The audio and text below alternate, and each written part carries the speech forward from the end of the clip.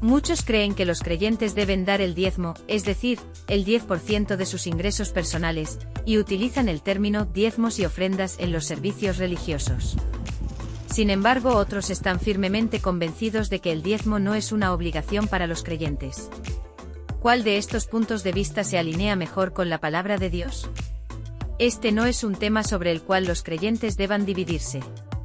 El amor es más importante que nuestra postura sobre el diezmo, 1 Corintios 13. No obstante, sostendría que el diezmo no es obligatorio ni debería ser promovido entre los seguidores de Jesucristo. Pero, esta postura requiere una explicación.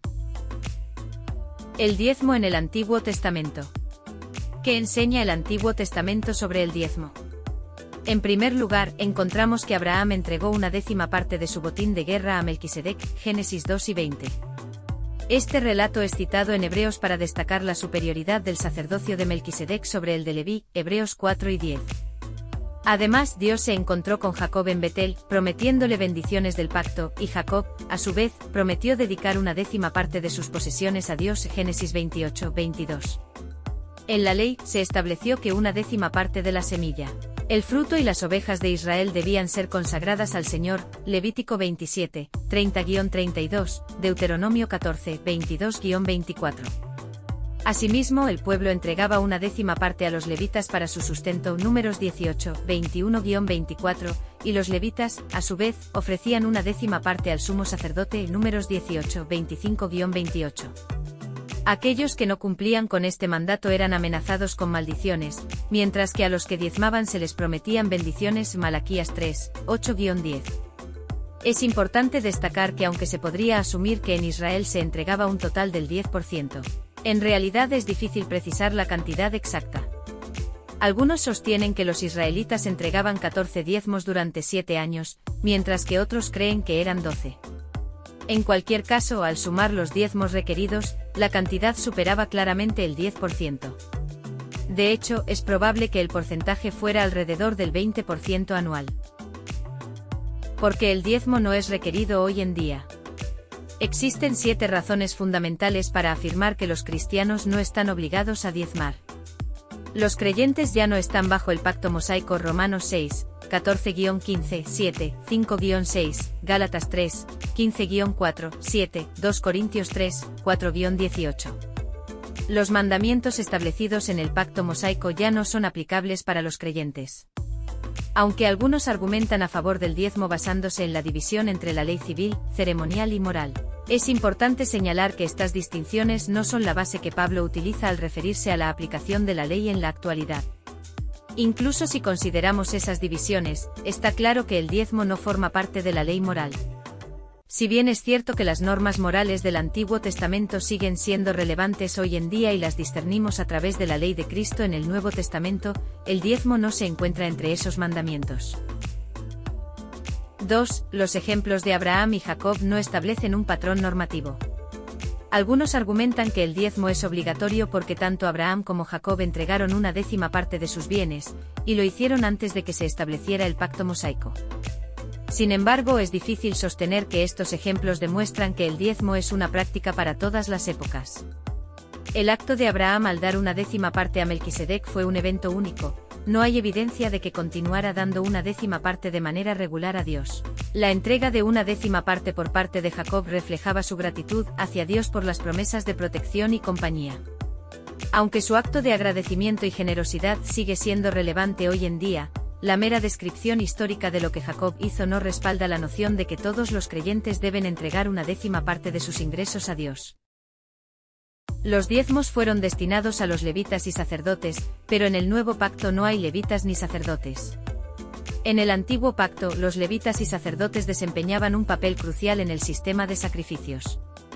Sin embargo, en el nuevo pacto, todos los creyentes son considerados sacerdotes, 1 Pedro 2, 9, Apocalipsis 1, 6, 5 y 10, 26, con Jesús como nuestro sumo sacerdote según el orden de Melquisedec, Hebreos 7. El diezmo está vinculado a la tierra que Israel recibió bajo el antiguo pacto. En el pasado, Israel estaba obligado a celebrar un diezmo cada 3 años en Jerusalén, pero esta obligación no es aplicable a los cristianos en la actualidad. Este mandato estaba destinado a los judíos como nación y a aquellos que residían en la tierra de la promesa. Sin embargo, con la venida de Cristo, la nación judía ya no es el epicentro del pueblo de Dios, aunque individuos judíos formen parte de la Iglesia a través de la fe en Jesús. La importancia de Jerusalén terrenal ha disminuido en los propósitos divinos, Gálatas 4 y 25.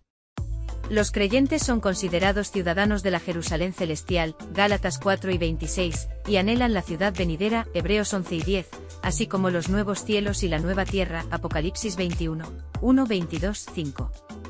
Además, Abraham no es solo heredero de la tierra de Israel, sino de toda la creación, Romanos 4 y 13. Cuando Jesús mencionó el diezmo, esto ocurrió antes del inicio del nuevo pacto. Algunos defienden la práctica del diezmo señalando que Jesús lo elogió, aunque también señaló que otras cosas eran más importantes, Mateo 11 y 23, Lucas 11 y 42. Este argumento puede parecer sólido, pero no resulta convincente. Jesús también mencionó la ofrenda de sacrificios en el templo, Mateo 5, 23-24, pero los cristianos no consideran apropiado, incluso si se reconstruyera el templo, continuar con esa práctica. Para comprender las palabras de nuestro Señor, debemos considerar el contexto histórico de su ministerio redentor. Cuando Jesús habló sobre los sacrificios y el diezmo, lo hizo antes de su crucifixión y resurrección, antes del comienzo del nuevo pacto. Utilizó estos conceptos como ilustraciones mientras se dirigía a las personas de su época. Jesús cumplió la ley porque nació bajo su autoridad, Gálatas 4, 4. Sin embargo, no podemos interpretar sus palabras como un respaldo al diezmo en la actualidad, del mismo modo que no podemos considerarlas como una aprobación para continuar ofreciendo sacrificios.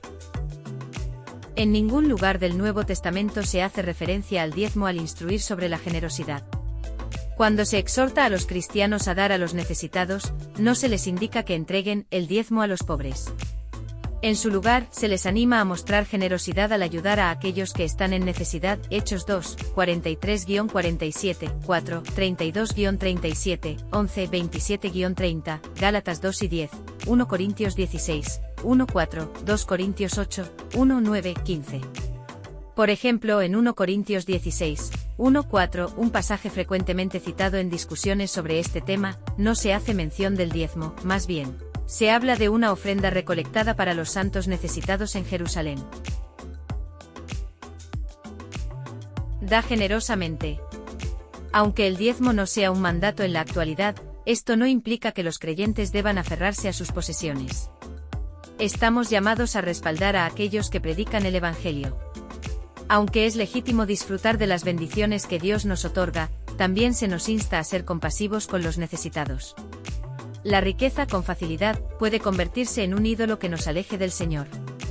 Dado que nuestro tesoro debe ser Dios mismo, los creyentes deben dar con generosidad y libertad. Para muchos en el mundo occidental, esto significará ofrecer más del 10%. No obstante, la Escritura no exige que los cristianos entreguen un décimo de sus ingresos, y la Escritura, no la tradición, es nuestra guía y autoridad suprema. Gracias por acompañarme en este viaje de reflexión sobre el tema del diezmo. Espero que estas ideas te hayan inspirado y te hayan brindado una nueva perspectiva sobre cómo vivir la generosidad como parte de nuestra fe cristiana. Recuerda que más allá de cualquier práctica específica, lo importante es mantener un corazón dispuesto a compartir lo que tenemos con los demás y a confiar en que Dios proveerá para nuestras necesidades. Nos vemos en el próximo vídeo.